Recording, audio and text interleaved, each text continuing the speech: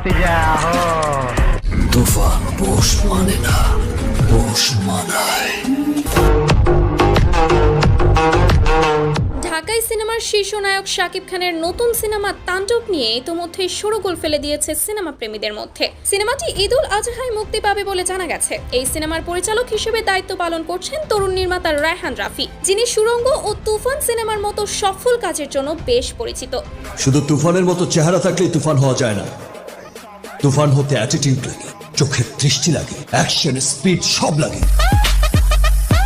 তবে এই সিনেমায় শাকিব খান থাকলেও নায়িকা এবং ভিলেন চরিত্রে কে থাকবেন তা নিয়ে সোশ্যাল মিডিয়া জুড়ে তুমুল আলোচনা হচ্ছে। তবে এবার নায়িকার চেয়েও বেশি হাইপে রয়েছে তাণ্ডব সিনেমার ভিলেন কে হতে পারে তা নিয়ে। কেননা বিগত কয়েক বছর ধরে শাকিবের সিনেমায় যে কজন ভিলেন আমরা দেখে